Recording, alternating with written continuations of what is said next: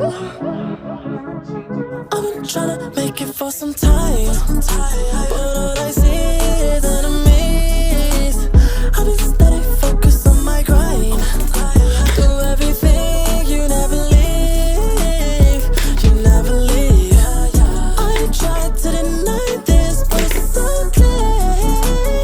I'm so glad to have you by my side. You're all I need, my remedy. I'm so glad to have you in my life. That ain't a lie. My baby make me feel alive. I'll never die. Wherever we go, I like. She bring the vibes. Tell the haters step aside. My lady just came in the room.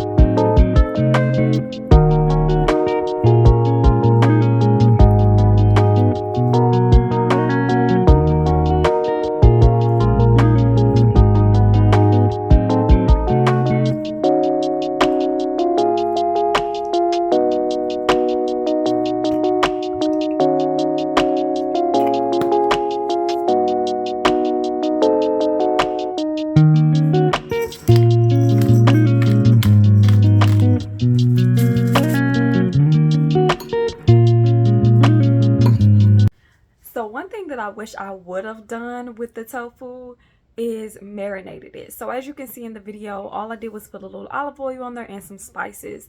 And when you're dealing with super firm tofu, it takes a little bit longer for the taste or the spices to really seep in. So it works best with a liquid marinade to really get those spices to be integrated in there. So what I wish I would have done was still spice it up, but use some so Better Than Bouillon has a no chicken broth base, and marinated it in something like that would have really incorporated those chicken-like flavors into the tofu, so that when I did prepare it, it had more a little bit more taste. Honestly, that's one thing that I wish I would have modified in this recipe, and I think that's something that you should probably consider if you're going to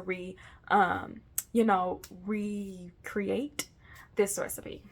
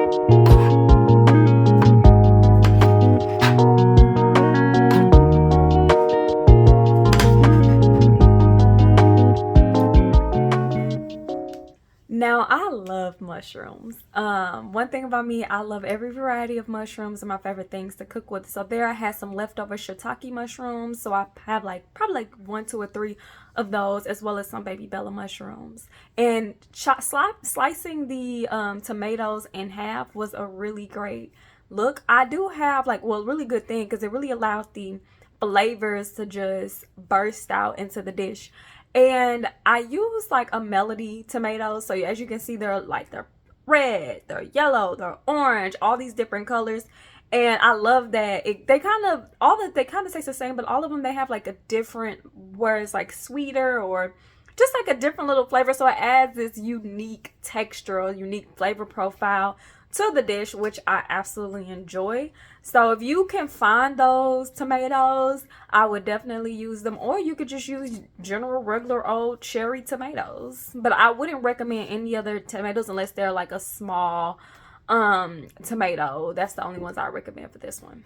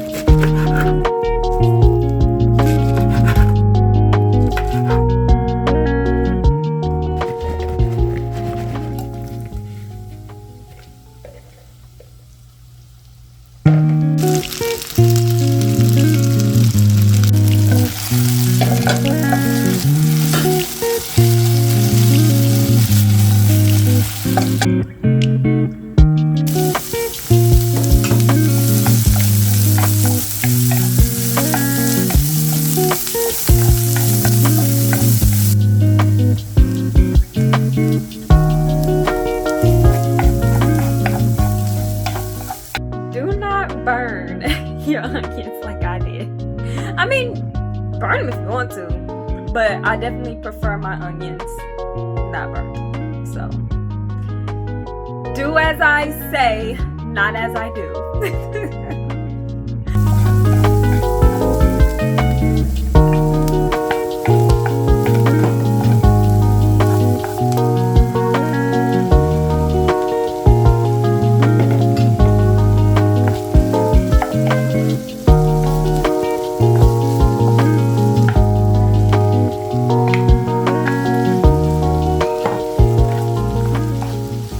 Adding the vegetables in layer really helps. So as you can see, I started off with my onions. I cooked those down until they were translucent, not burnt, but until they're translucent. If they burn, that means you're cooking it a little bit too fast, so you need to turn your fire down.